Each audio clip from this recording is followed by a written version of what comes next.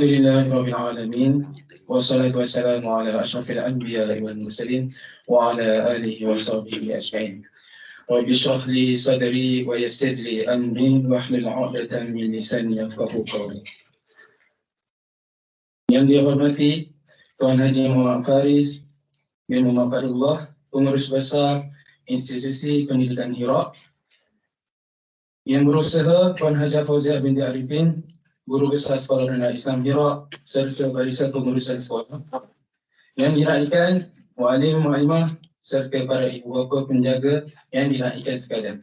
Assalamualaikum warahmatullahi wabarakatuh. Alhamdulillah, bersyukur kita kehadrat Ilahi atas limpah kurnia dan inayahnya dapat kita berkumpul sama-sama pada pagi ini.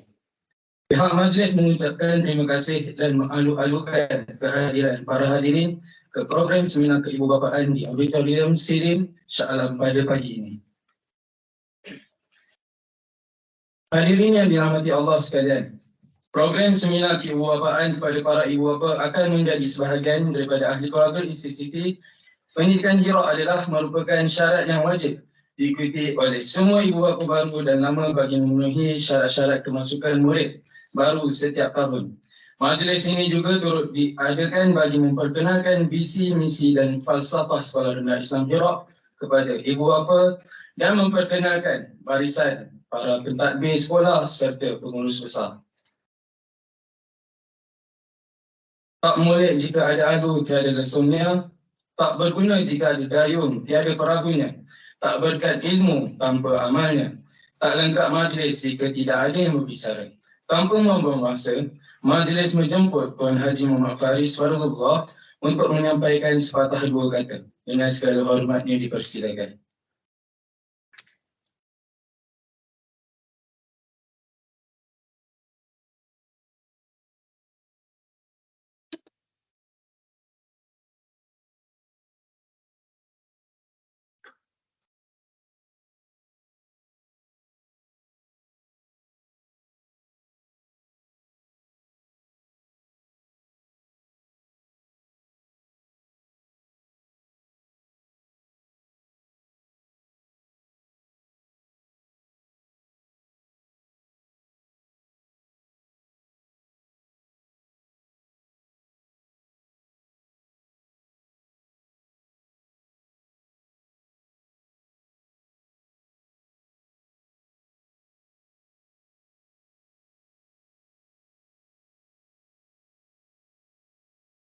Assalamualaikum warahmatullahi wabarakatuh.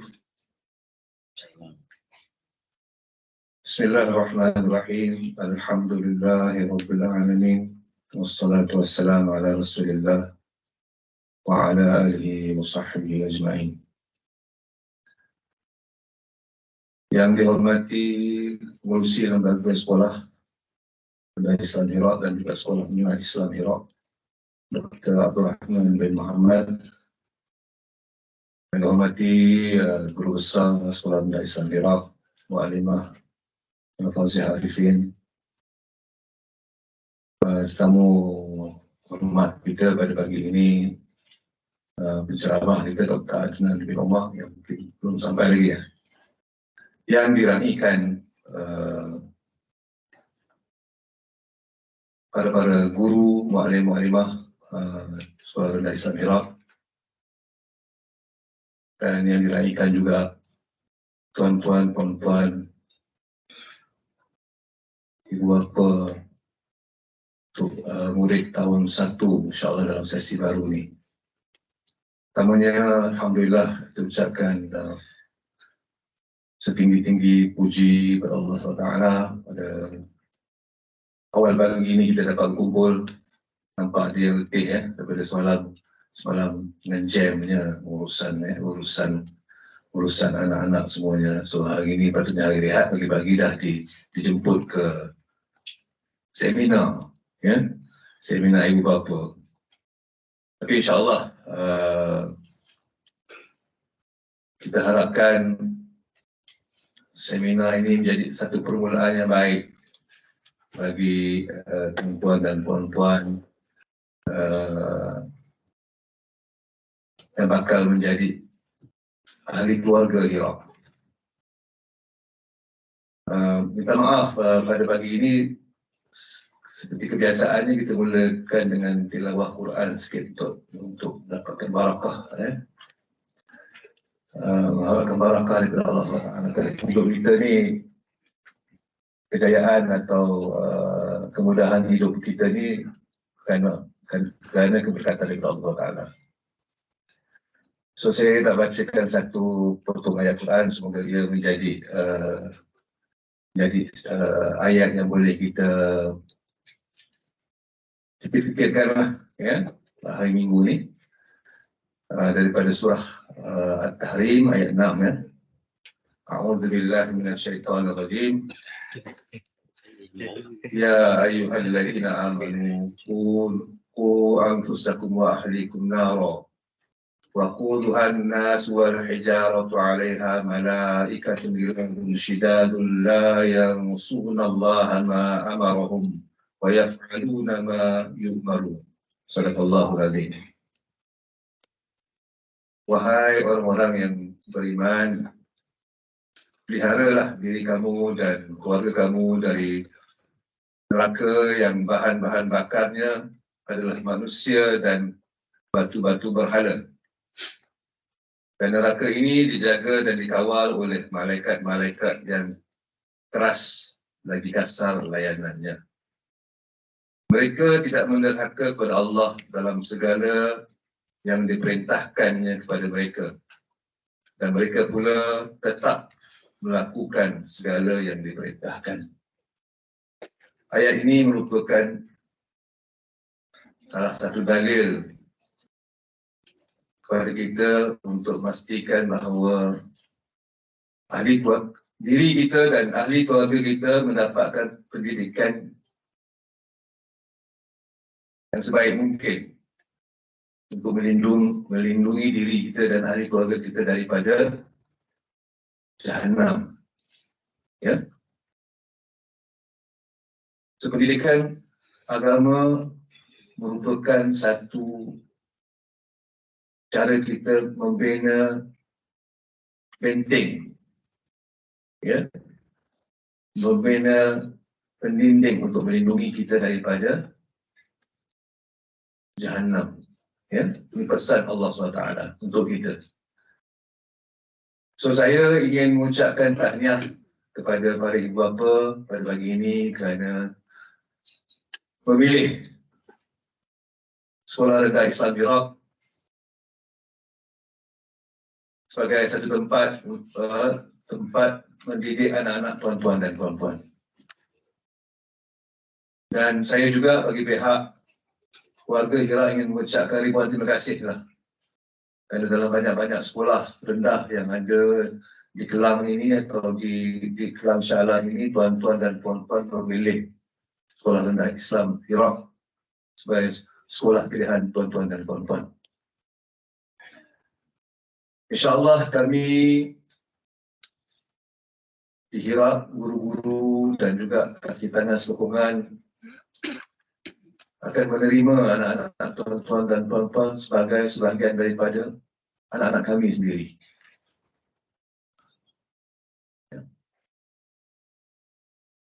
Sekolah kami ini, Sekolah Rendah Islam Iraq ini dah dekat 40 tahun ya, sejak 1985 ditubuhkan di Palestin, Batu Belah. Itulah apa asal sekolah kami sejak 1985. 85 kita mula di Shah Alam. Asal bermula daripada sebuah rumah di Seksyen 2 atau Seksyen 3, ya, sebuah rumah banglo dijadikan sekolah dan kita berpindah tahun 1987 ke lokasi yang sekarang. Dan insyaAllah kita juga sedang dalam proses membina sekolah baru, sekolah rendah baru di Meru, di Jalan Pai. Ya.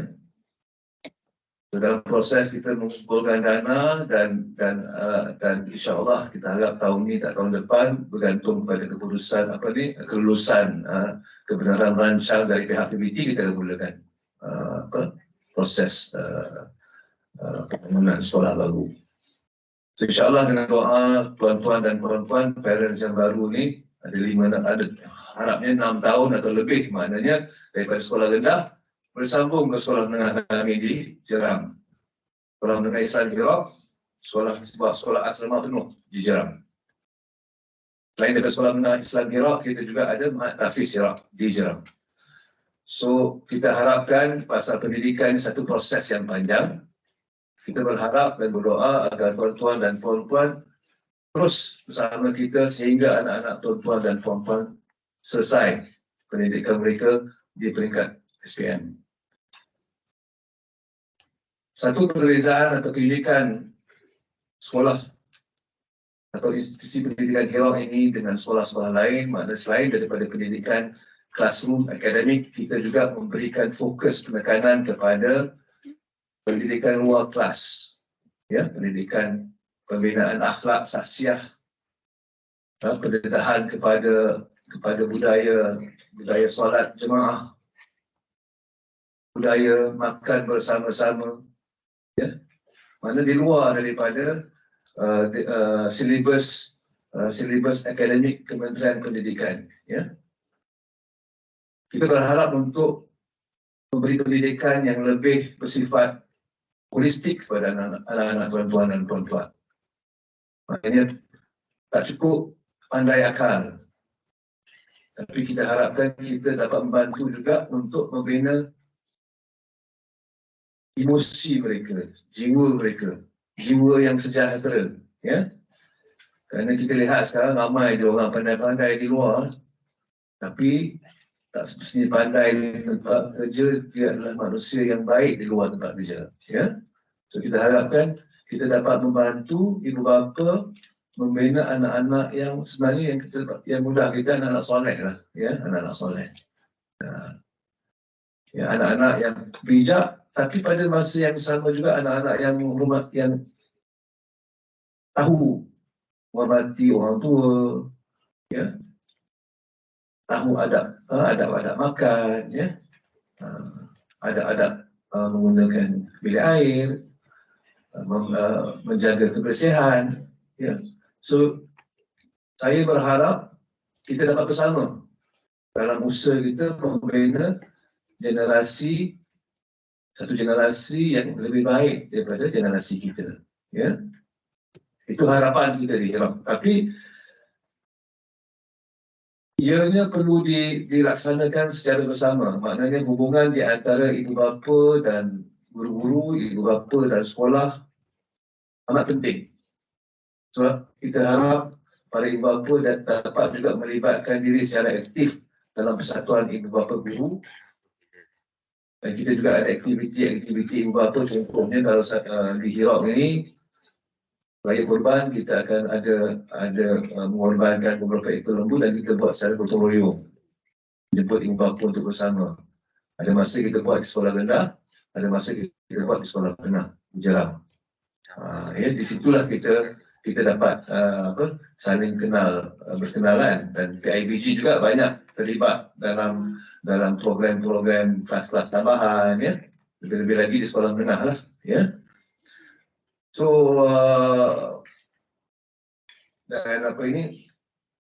dan bahasa sekarang ni bila kita cakap pasal pendidikan secara menyeluruh, kita bercakap tentang proses kemenjadian murid tu. Kita nak dia jadi orang, ya. Kalau dia nak jadi doktor yang soleh, doktor yang solehah. Kalau guru yang soleh, guru yang solehah. Soleh ni mana apa? Dia punya empati tu lebih, sabar dia lebih, tolak ansur dia lebih. Dia seorang yang mudah memaafkan orang lain. Itu yang kita nak juga kita kena bangunkan. Ya. Tidak susah nanti kita, ya. Okay. Pasal sekolah atau institusi pendidikan Iraq ini, kita dinaungi atau kita duduk di bawah satu kumpulan atau kumpulan pendidikan Iraq, kumpulan Muslim, ya. Institusi pendidikan Muslim. Dalam institusi pendidikan Muslim ini ada 60 sekolah di seluruh Malaysia, ya. Dan sekolah-sekolah seperti yang duduk di bawah naungan Muslim ini dipantau kualitinya. Selain daripada kementerian, kita juga dipantau oleh penaziran daripada pihak pendidikan Muslim ini, ya, memastikan bahawa kualiti pendidikan kita dijaga, ya. Oleh yang demikian, saya harap tuan-tuan dan puan-puan selesa pada hari ini untuk sambung mendengar seminar kita, seminar ibu bapa daripada penceramah yang tak asing di Iraq ini, seorang pakar psikologi yang juga berkhidmat di sekolah Hidayah, sekolah Islam Hidayah di Johor, datang dari Johor dia, Dr. Adnan Omar, Timbalan Pengurusi Pertubuhan Kesejahteraan Psikospiritual Malaysia. Penting zaman sekarang ni isu psikologi ni, kerana ramai orang muda pun dah ada masalah psikologi, ya, depresi dan sebagainya. So marilah kita bersama-sama, selain daripada usaha secara fizikal begini, saya berharap tuan-tuan dan puan-puan juga meneruskan usaha mewujudkan suasana ataupun bi'ah yang sesuai di rumah. Solat jemaah, ayah-ayah ajak anak-anak solat, ajak anak-anak lelaki solat ke masjid surau, solat jemaah bersama-sama dengan mak ayah, doa bersama-sama. Environment yang bi'ah yang orang kata cantik, mesra, insya-Allah. Terima kasih, saya ingin mengucapkan kepada semua sekali lagi di atas kesudian beri masa tuan-tuan dan puan-puan pada pagi ini. Saya akhir kata, saya ucapkan selamat berseminar. Assalamualaikum warahmatullahi wabarakatuh.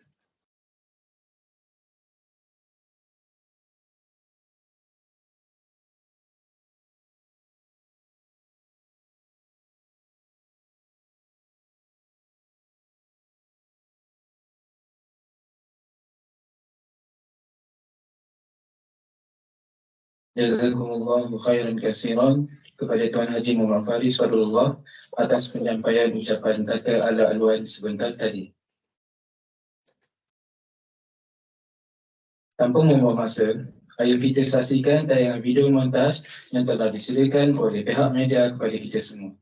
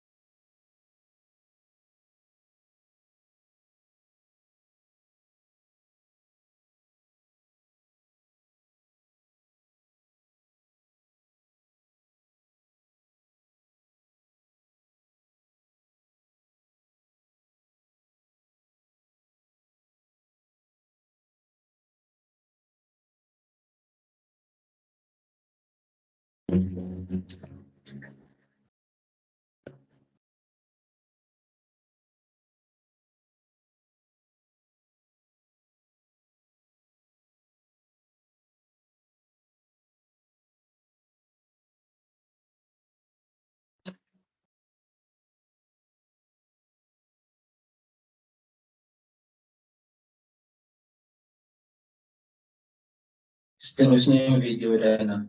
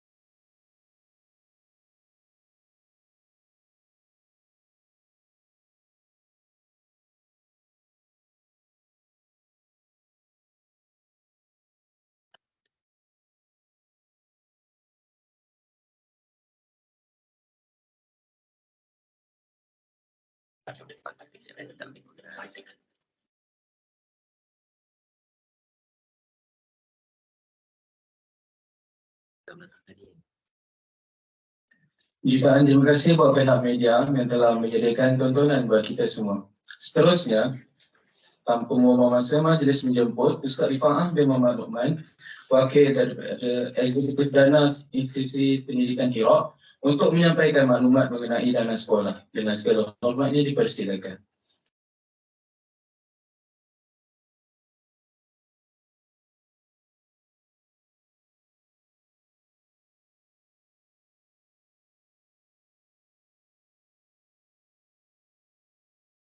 Bismillahirrahmanirrahim. Assalamualaikum warahmatullahi wabarakatuh. Selamat tahun baru 2024. Mudah-mudahan tahun ini menjadi tahun yang lebih baik buat kita semua, insyaAllah. Dan pertama sekali, ucapkan syukur kepada Allah Subhanahu Wa Taala kita dapat berkumpul di hari yang sangat baik hari ini. Dan terima kasih kepada tuan-tuan, puan-puan yang dirahmati Allah Subhanahu Wa Taala yang telah memilih Sekolah Rendah Islam Hira sebagai tempat untuk pembelajaran dan juga pendidikan anak-anak. Tahniah juga diucapkan di atas kemasukan anak-anak tuan-tuan, puan-puan ke dalam Sekolah Rendah Islam Hira. A'udzubillahi minasyaitonir rajim. Bismillahirrahmanirrahim.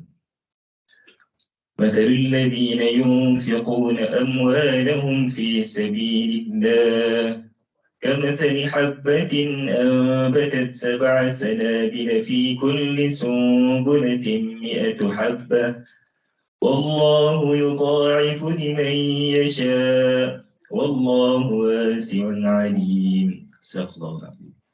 Berikut adalah firman Allah Subhanahu Wa Taala dalam surah Al-Baqarah ayat 261, di mana Allah Subhanahu Wa Taala memberi jaminan kepada hamba-Nya yang mengeluarkan harta di jalan Allah Subhanahu Wa Taala diumpamakan seperti satu biji benih dan keluarnya 7 tangkai, dan dari setiap tangkai ini keluarnya 100 biji benih yang lain.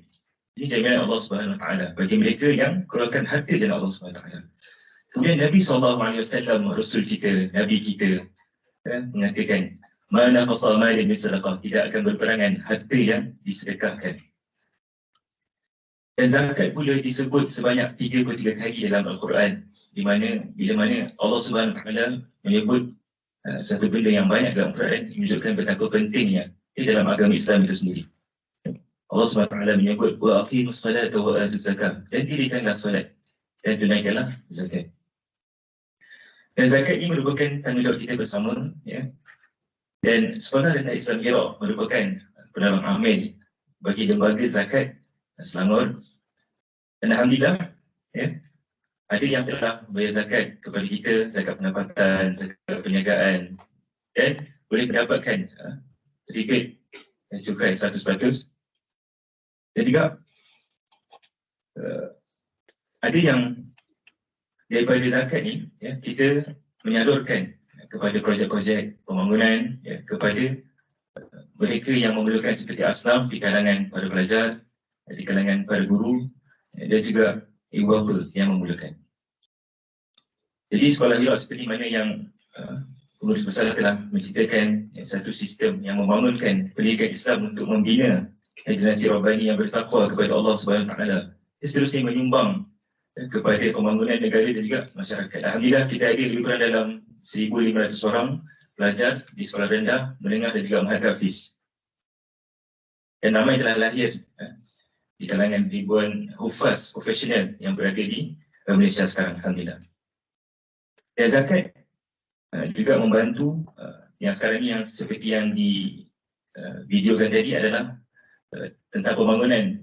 Sekarang ini kita fokus di sekolah menengah dan juga Mahat Hafiz yang berada di Jeram betul-betul mendapatkan sijil pengakuan siap dan juga pematuhan. Dan untuk sekolah rendah, pembinaan kompleks baru di Jalan Meru, di Jalan Paip di Meru, di mana keseluruhannya dalam 36 juta untuk sekolah rendah, 30 juta dan juga untuk sekolah menengah dan Mahat Hafiz 30 juta. Alhamdulillah kita telah memulakan projek dan kita masih lagi mengumpulkan dana-dana bagi membantu sekolah siap dengan keadaan yang sempurna. Jadi besar harapan kami agar tuan-tuan puan-puan dapat bersama-sama dengan kami membina pembangunan dan juga membantu kepada pelajar demi kejayaan dan juga kebahagiaan dunia akhirat. InsyaAllah mudah-mudahan menjadi amal jariah dan juga pahala yang berurusan mengalir walaupun kita sudah tiada di sini. Jadi bagi yang ada nak tanya tentang sumbangan ataupun tentang zakat InsyaAllah kita ada sediakan kaunter di luar. Mudah-mudahan usaha kita dalam membantu anak-anak kita, membantu para pelajar, membantu para guru akan mendapat keberkatan dalam hidup insyaAllah dan juga kebahagiaan dunia dan akhirat.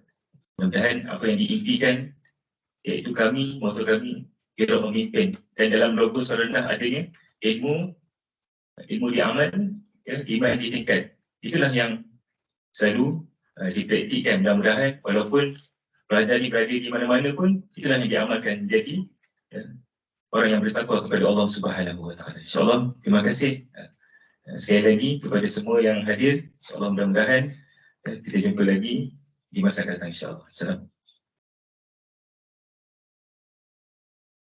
Dan di sekolah kami juga ada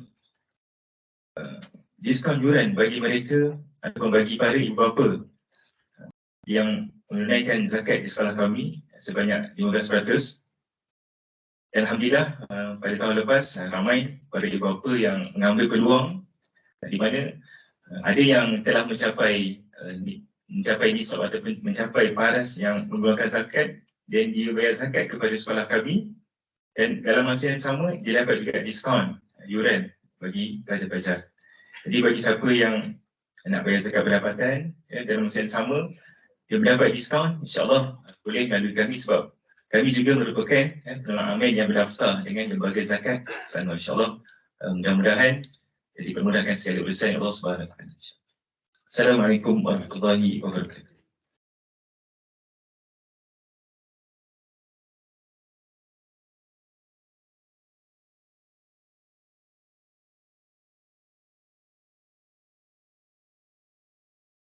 Jazakumullahu khairan katsiran kepada Ustaz Fa'af atas penyampaian maklumat dan nasihat tadi. Hadirin yang dibolehkan, sebelum kita melangkah ke agenda yang seterusnya, suka untuk saya bacakan serba sedikit biodata penceramah kita pada hari ini. Nama diberi Dr. Adnan bin Umar. Beliau mempunyai kelulusan ijazah sarjana muda sosiologi di University Wisconsin Madison, USA. Beliau juga mempunyai kelulusan Doktor Falsafah iaitu PhD dalam bidang psikologi di Universiti Malaya. Dan kini beliau menjawat jawatan sebagai Timbalan Pengurusi Pertubuhan Kesejahteraan Psikospiritual Malaysia. Beliau juga mengetahui unit modul yang menghidangkan modul perkahwinan, modul keibuapaan, modul remaja, modul kesihatan mental dan modul gerontologi. Juga menjadi konsultan suicidologi iaitu fenomena bunuh diri, dengan menawarkan program latihan dan pembangunan untuk mencegah dan memahami fenomena bunuh diri. Tanpa membuang masa lagi, majlis dengan segala hormatnya mempersilakan Dr. Adnan untuk menyampaikan ceramah beliau. Dengan segala hormatnya dipersilakan.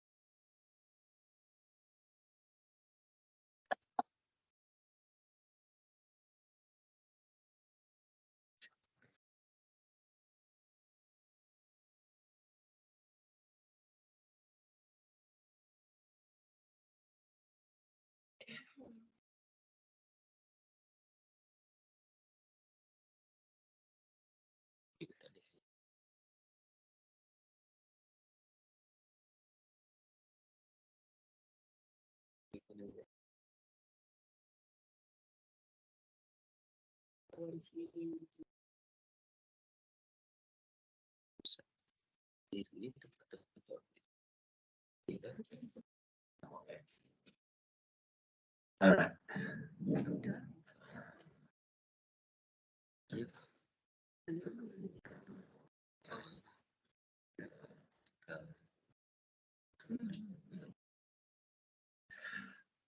Assalamualaikum warahmatullahi wabarakatuh.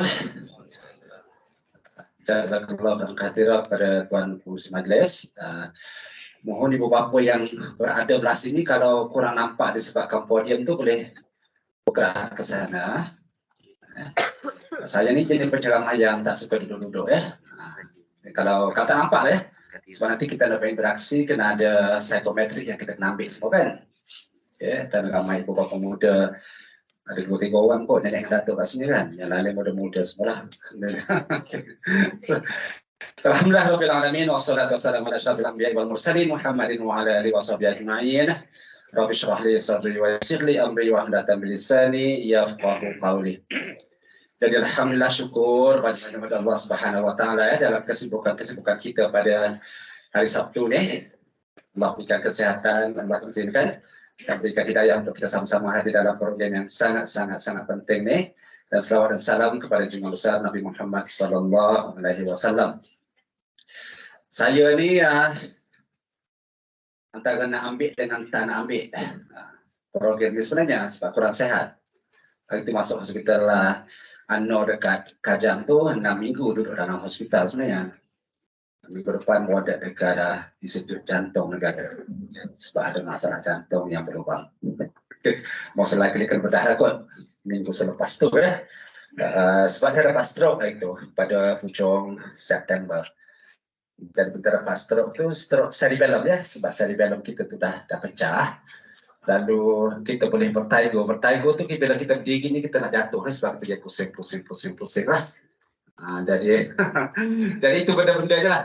Kepakaran saya kesihatan mental dan bunuh diri ya. Memang PhD saya dalam sociology dalam bidang bunuh diri. Jadi saya terlibat dengan KPM untuk buat latihan pegawai kaunseling dan psikologi mereka. Hari itu 2 malam dekat Hospital Selayang membincangkan kes-kes bunuh diri di peringkat SK dan SMK sahaja. Dekat UiTM pun sama, UPM pun sama ya. Setakat ini Alhamdulillah dalam 60 lebih-lebih sekolah-sekolah di Kerang Muslim itu termasuk akhirat ni kita masih tak ada kes-kes macam tu lah. Yeah. Dan kalau kita tengok di peringkat dunia 10% daripada penduduk dunia yang jumlahnya 8 bilion tu kan ada sakit mental. Itu purata dunia ya. Purata Malaysia 30%. Maksudnya kita lebih tinggi daripada purata dunia ya disebabkan kekurangan perkhidmatan untuk merawat kesihatan mental di Malaysia. Kalau klinik kesihatan, klinik desa tak ada ya, pakar-pakarnya semua berada di bandar-bandar sahaja. Lalu kadar itu sangat tinggi di kawasan kampung sebab dia tak ada nak rujuk. Jadi alhamdulillah kita tak nak bincang pasal sakit mental hari ini. Cuma kita nak bincangkan benda-benda yang insya-Allah Kalau kita sama-sama buat mak ayah dan sekolah, insya-Allah kita boleh menghalang anak kita ke arah yang macam tu, insya-Allah. Okey. Jadi kita ada lebih kurang 2 jam. Modul saya biasanya 3 hari 2 malam lah. Jadi hari ini kita ada 2 jam sahaja ya. Disebabkan saya interaktif, biasa yang belakang tu kena ditanya dulu. Sebab tu kan nak bergerak ke depan, silakan sekarang supaya tak kena tanya nanti. Ini anak parents siaran semua berani-berani kan, alhamdulillah. Okey, alhamdulillah. Kita bermula dengan benda yang sangat asas. Saya sebenarnya minta kolas, ni ada kolas. Sebab saya nak orang bercakap, bukan saya bercakap. Selalu saya senang ke bawah. Boleh orang lain ni? Ayah yang beritahu ni isteri kan? Okey. Yang sebelah tu isteri kan? Nak kahwin satu lagi tak? Katanya tu saya, kalau yang pegang video tu saya ambil kalau isteri kata iya nanti sebagai bukti di masa depan. Ada niat nak kahwin lagi tak? Tak ada, alhamdulillah. Senyum isteri sebab tak ada kan? Okay. Anak apa orang? 2 orang. Yang ni sulung nak masuk tahun 1 lagi. Okey. Tuan boleh baca yang tu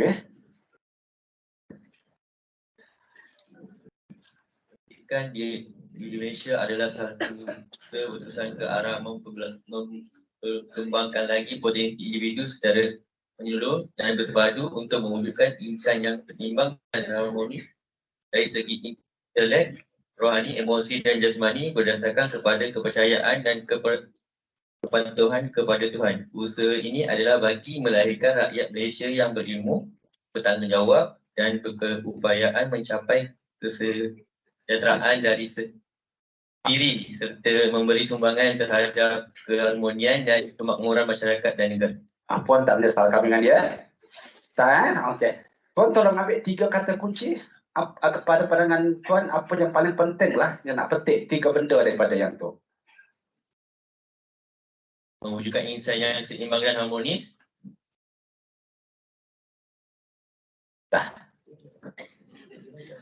Puan kena belikan cermin mata untuk suami lepas dia tak nampak.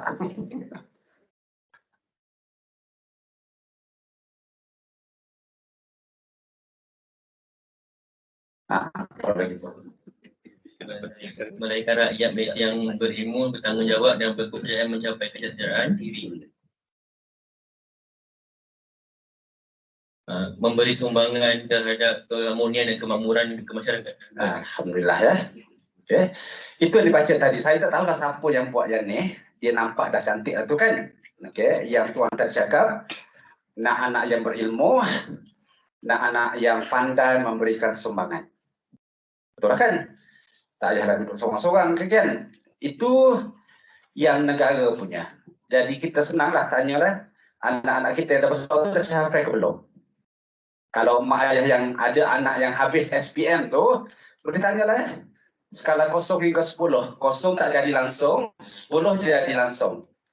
Anak kita kelas SPM dah dapat yang tu kata belum. Jadi pendidikan ni senang je. Kita nak bangunkan manusia yang kita yakin dia ada potensi lah kan. Kalau kita buat betul-betul, itu hasilnya.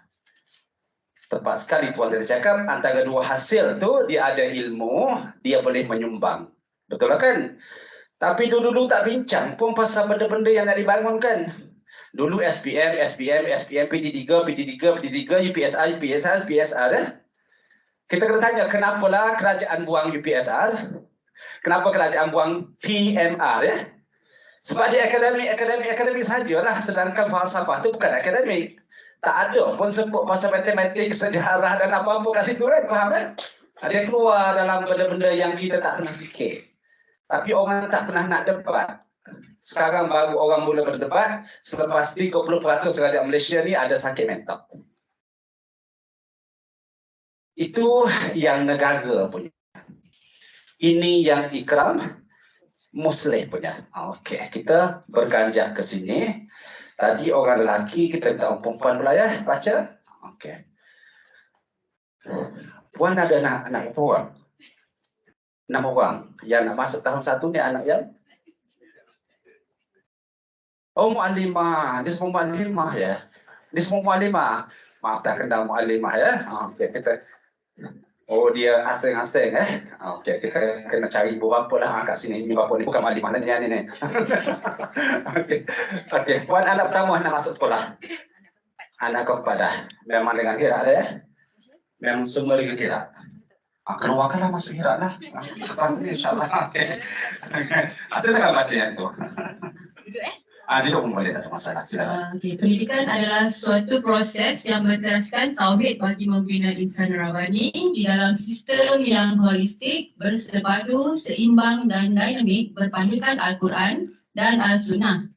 Usaha ini adalah bagi membentuk individu yang berkemampuan membangunkan kehidupan diri, keluarga, masyarakat dan negara ke arah satu peradaban yang sejahtera demi kebahagiaan di dunia dan akhirat.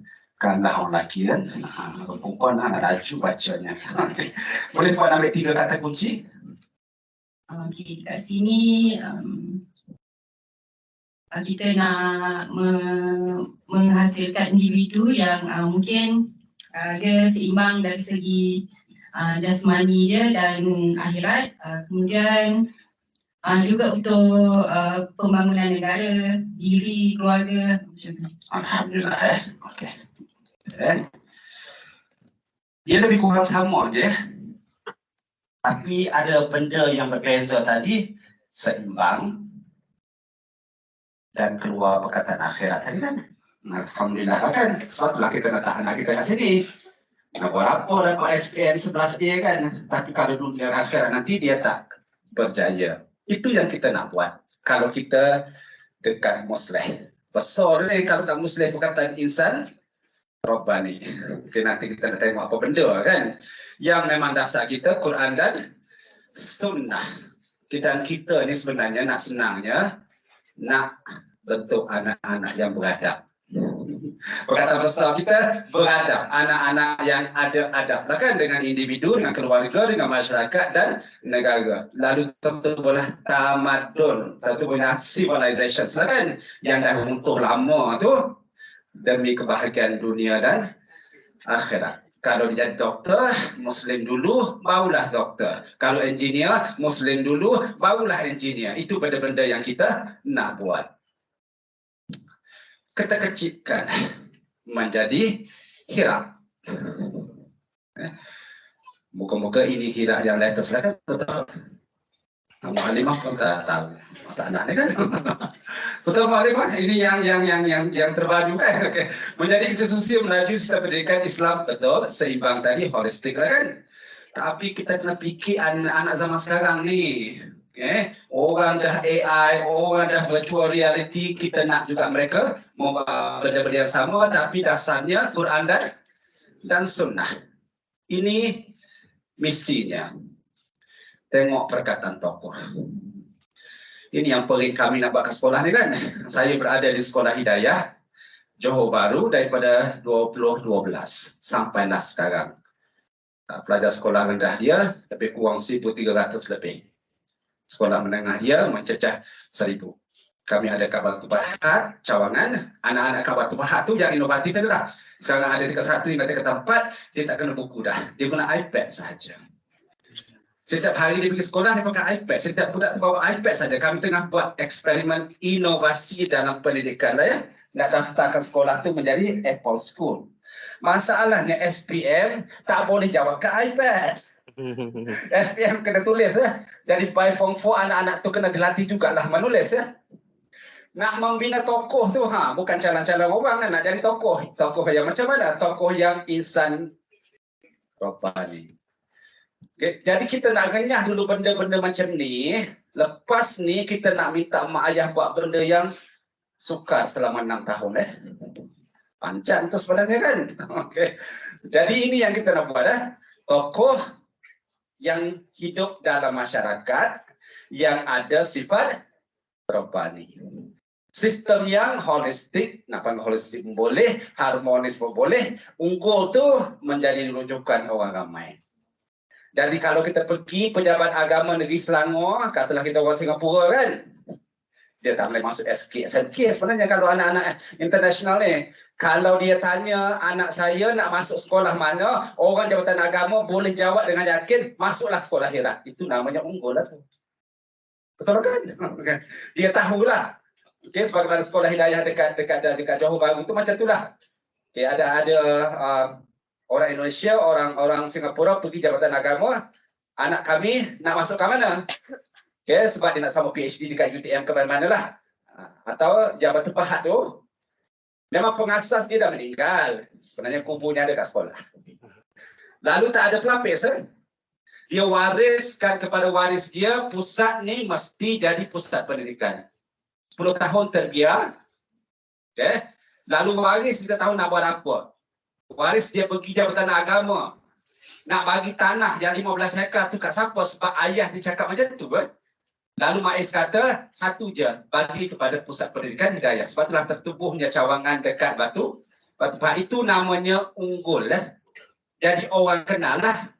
Orang kenal tu sebab harmonis kita tadi muka-muka lah kan. Okay. Itu rencana. Okay. Ibu-ibu dan ayah-ayah, kalau kita nak tengok institusi sekarang, kita tengok je lah misi, visi, falsafah dia, rencana dia. Apa yang berada dekat situ ya. Sebab hari ini kita bercakap dengan ibu bapa alaf 21. Maksudnya, ibu bapa yang mindanya sangat hebat ya. Tengok sikit dah boleh tahu. Nak tengok sikit, tengok dia visi dia. Tengok misi dia, tengok falsafah dia, tengok apa tertulis segala rencana, lepas tu tengok mu'alim-mu'alimah dia buat ke tidak. Okay. Dia tulis kat situ, ilmu diamal, iman ditingkat. Beramal tak anak kita, selepas dia masuk, kira. Amalan tu makturatnya, zikirnya, tapi kita nak tekankan sangat-sangat dalam proses-proses di Hira ni, semua benda yang kita buat, termasuklah yang kita panggil sains, matematik semua tu, adalah benda-benda yang kita panggil amalan. Faham ya? Kita tak nak bezakan antara pergi masjid dengan buat drone ya. Sebab kedua-duanya tu lillahi ta'ala. Yang tu beza kita dengan SMKA, dengan tahfiz-tahfiz yang lain sebenarnya. Lalu, we are in the business of membangunkan potensi. Kita sebut dalam semua falsafah mana-mana pun, potensi itu terpinjam daripada perkataan Inggeris yang potential. Tak tahulah kenapa orang lain suka sangat guna perkataan bahasa Inggeris kan. Communication, dia buat komunikasi kan. Bahasa Inggeris juga tu, walaupun dalam bahasa Melayu dah ada hubungan, contohnya kan. Okay, transportation, transportasi, betul. Depression, depresi, betul lah kan. Betul kan. Walaupun dah ada kemurungan dekat situ kan. Okay. Jadi ini bendanya. Okay, kita nak bangun kebolehan, keupayaan, kemampuan, kekuatan, kecenderungan dalam bahasa tarbiyah kita panggil fitrah. Lalu kita nak tengok hadis ni betul-betul ibu-ibu dan ayah-ayah. Sebab dia kena pada kita semua. Jadi kata Rasulullah SAW, setiap anak yang lahir daripada kita tu, dia nak masuk tahun 1 ni kan, dia memang lahir dengan fitrah yang hidayah. Cuma kadang-kadang kita terlupa ya. Sebab semua ni boleh jadi baik, dia boleh jadi tak baik. Faham ya? Dia ada potensi ke arah kebaikan, dia ada potensi ke arah keburukan. Wa nafsin wa masawaha fa'alhamaha fujuraha wa taqwaha. Kata Allah Subhanahu wa taala, dalam jiwa yang sempurna tu Allah ilhamkan dua benda ya. Fujur, the ability to know what is wrong. Taqwa, the ability to know what is right. Jadi bila kita lahir tu, kita lahir dengan fitrah yang macam ni ya. Anak kita bertahu juga ya. Sebab itulah ada yang menjadi, ada yang kurang menjadi. Sebab dilahirkan dengan sebegitu dan kita mengharapkan bahawa sekolah tu ada tapak yang menjadikan dia. Maka unsur-unsur yang tak baik tu sama ada dikurangkan atau kita buang jauh-jauh yang kita nak bincangkan hari ini ya.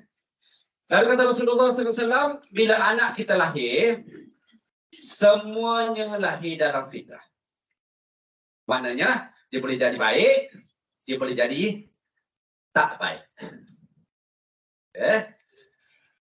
Lalu yang menjadikan dia tu bukan Muslim. Rasulullah bagi contoh bukan Muslim terus. Yahudi, Majusi, Nasrani. Sebab di zaman Rasulullah itu sahaja yang sahabat-sahabat faham. Kita bawa zaman moden, tambah nombor 4, K-pop. Kalau nak letaklah. Nombor 5, rempet. Nombor 6, vape. Nombor 7, pornografi. Nombor 8, internet acquisition. Kita tambah semua kalau kita tambahlah. Cuma hadis tu ada keywordnya. Kalau anak kita tak menjadi, salah siapa?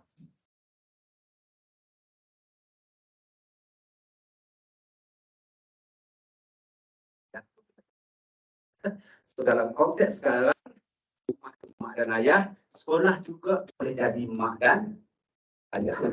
Sebab kadang-kadang anak ni berada di sekolah lebih panjang jamnya daripada dia duduk di rumah. Dan kita mengharapkan mak ayah kat sekolah tu buat semua tadi, maka terlahirlah insan rohani yang mereka tak boleh buat sendiri-sendiri kecuali ada bantuan mak dan ayah lah.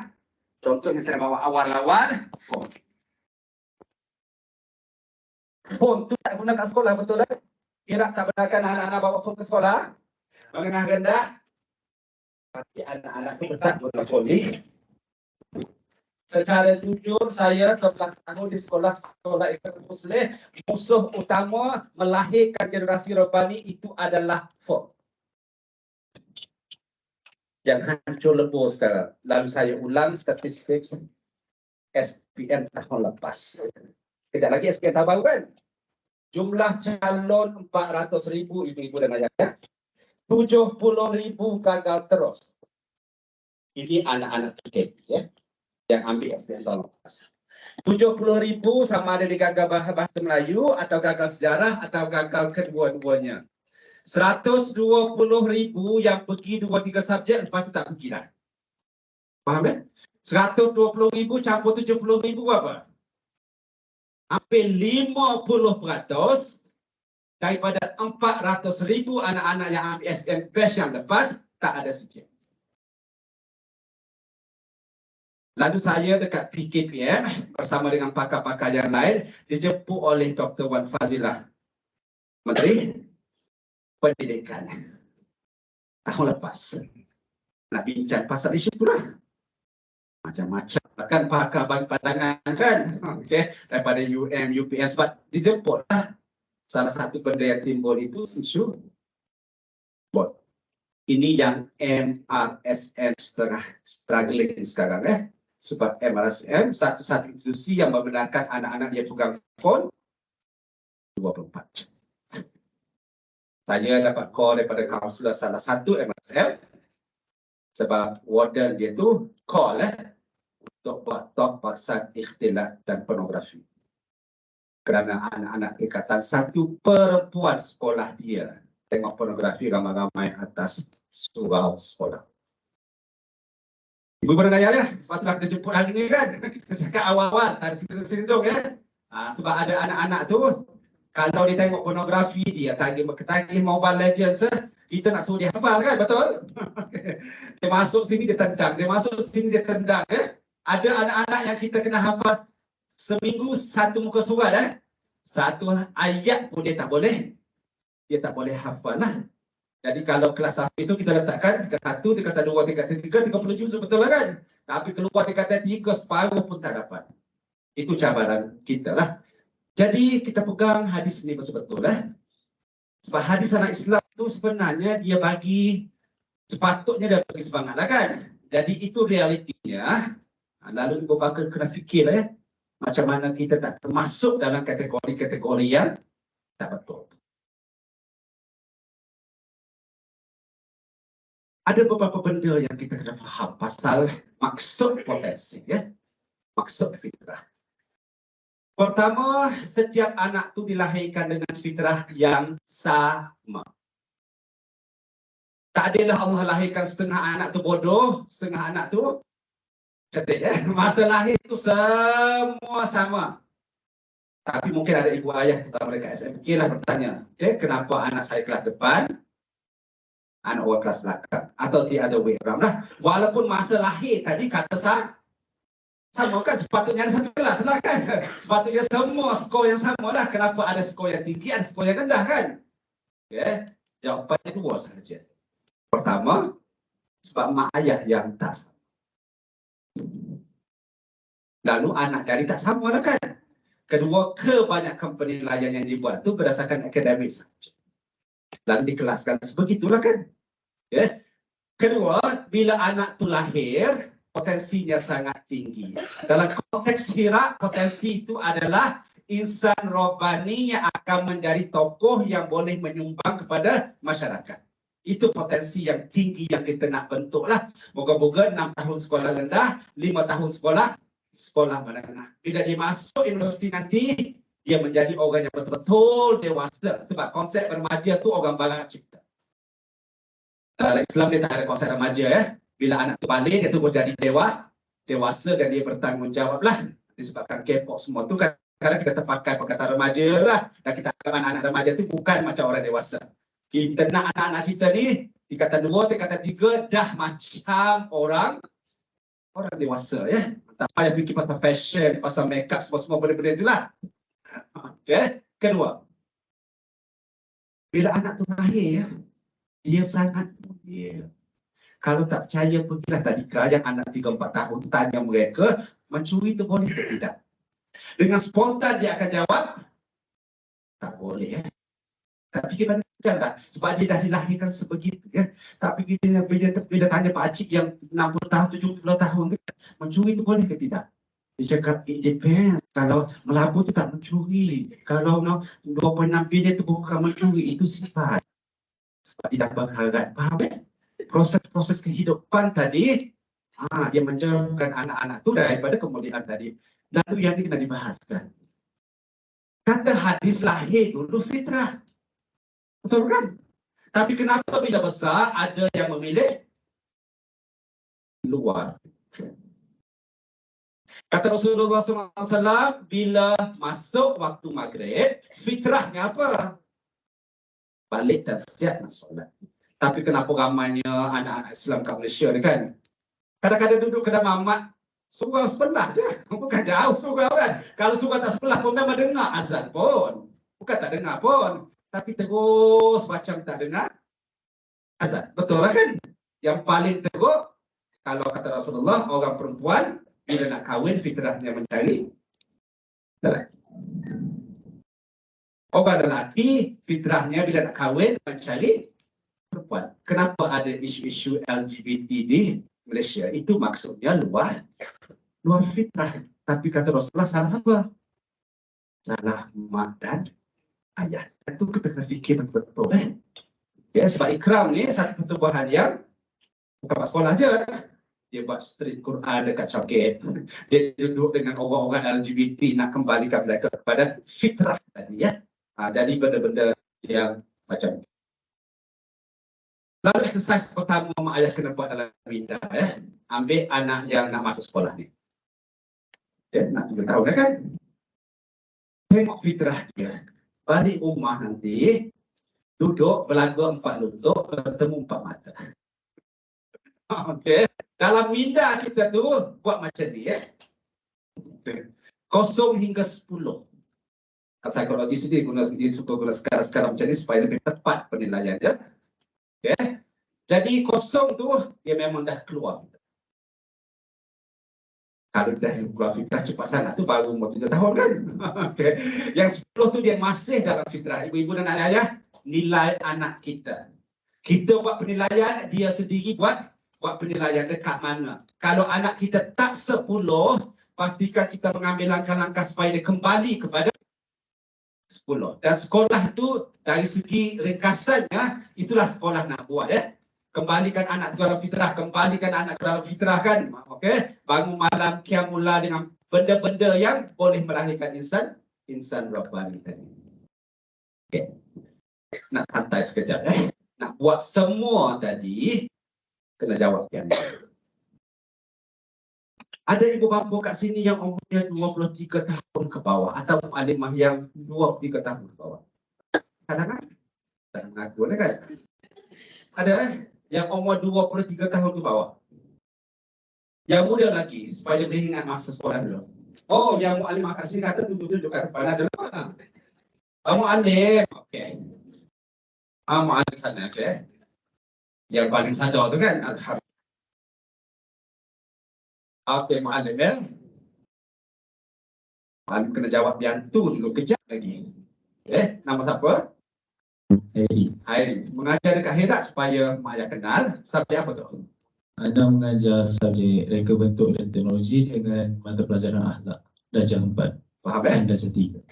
Dia seolah-olah memecahkan dua kan. RPT tu kan dalam konteks kita itu Ihsan Rabbani ya. Jangan kata itu bukan Ihsan Rabbani dah tu kan. Okay, walaupun orang mungkin kat luar kata itu akademik. Ini pun Ihsan Rabbani juga. Dia gabung dengan akhlak tadi. Kita melahirkan anak-anak yang boleh buat fotograsi. Sebab takkan duduk kat flat tingkat 50. Nak berkebun macam mana? Kena RPT lah kan. Okay. Sekolah kat mana? Sekolah rendah sikit. Saya dulu sekolah di Sekolah Kebangsaan Dasar Tanim Jaya. Sekarang bawa Minda balik ke sekolah tu sekarang. Bahkan Maya, Minda kita ni boleh buat benda-benda macam tu. Walaupun tak depan mata kita boleh buat. Sekarang dah balik. Sekarang bawa Minda masuk kelas masa tahun 5. Dah. 5 apa ya? 5 merah. 5 merah. Ada berapa kelas tahun 5? Ada 3. Ada 3 je. Okey. Merah lagi? Merah, biru dan kuning. Okey. Merah depan Merah paling depan ni. Alhamdulillah. Okey.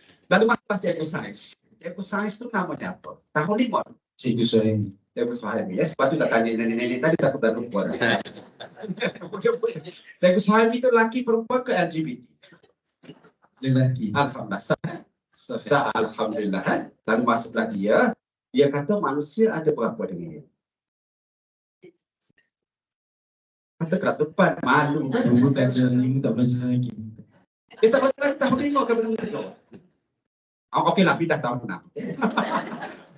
Okey, dah masuk tahun 6 dah. Dah, okey, cikgu sains namanya? Kita ingatnya, tapi cikgu perempuan. Cikgu perempuan. Tidak suka cikgu perempuan Okey, cikgu tu cakap manusia ada berapa dia? 5. Dia bukan 6. Saya tak pasti tak ingat. Tanya ibu tu dah ya. Cikgu sains cakap berapa dia? 5. Betul Okey, cuba maklumkan. Apa 5 tadi? Mata, hidung, lidah, telinga, kulit. Cikgu dia ajar macam tu Cikgu dia ajar menyentuh lah. Betul. Sebab tu dia macam tu. Cikgu ada cara macam-macam lah. Ada yang menyanyi, ada yang menari, ada yang macam-macam lah. Itu kreativiti cikgu lah. Dia nak suruh anak buah dia ingat. Okay. Betul lah. Pergilah sekolah mana-mana pun. Ini antara legasi Charles Darwin. Kalau ingat masa kita belajar lah. The father of all monkeys. Dia kata kita ni ada 5 diri ya, betul? Tengok dengan mata, dengar dengan telinga, hidup dengan hidung, rasa dengan lidah dan sentuh dengan kulit. Itu cikgu sains. Semua buku sains cakap macam tu, semua cikgu sains macam tu sampai sekarang tak dipertikaikan. Jadi saya tanya soalan yang sangat simple. Puan malam tadi makan apa? Makan nasi. Lauk apa malam tadi, Puan? Oh, tak makan, kesian dia. Tak makan. Suami yang menderita. Tak apalah ya. Puan malam tadi lauk apa? Sup perut muda. Dia ada pertuan maksudnya. Malam tadi makan lauk apa? Spaghetti ya. Faham ibu dan ayah ya? Jadi soalan tadi nampak simple tapi bila kita nak jawab soalan tadi, adakah kita cari kat mata, kat telinga, kat hidung, kat lidah atau kat kulit? Jadi bila kita suruh anak itu menghafal, lepas tu cikgu tasmik baca balik tu kan. Dia nak cari benda yang nak cakap kat mulut tu, dia cari kat mana? Kita masuk dalam bilik nak jawab soalan SPM, nak tulis jawapan tu, kita cari kat mana? Dekat otak. Lembu pun ada otak sebenarnya. Mamalia pun ada otak. Siapa yang pernah buat korban hari raya tu kan? Tak siapa nak ambil kepala kan? Arwah saya dulu memang dibelah. Lepas tu ada arwah otak tu kan? Bukan otak. Sebab binatang pun ada otak. Makan. Jadi cikgu saya salah. Dia kata, tak ada dia kita. Itu beza kita sebenarnya. Jadi kita ni, minimumnya 7 ya. Bukan otak lagi ya. Sebab binatang memang ada otak. Itu yang dikatakan harmonis tadi, betul? Itu yang dikatakan seimbang tadi. Jadi kita ni ada lebih kurang 7. Kalau nak percaya yang The Sixth Sense tu, yang movie tu, tambah lagi lah. Minimum kita ada 7. Jadi kita ni jadilah manusia. Kita fikir, betul? Kita rasa, sepatutnya barulah kita buat. Betul? Jangan jadi ahli politik. Buat dulu baru nak fikir. Faham ya? Itu bukan insan robani. Insan robani itu fikirnya betul-betul. Lalu kekuatan manusia tu, fitrah manusia tu terletak di akal. Yang tu kita nak bina betul. Betul. Sebab tu dah bermula dengan falsafah, misi, semua tu adalah exercise minda. Faham.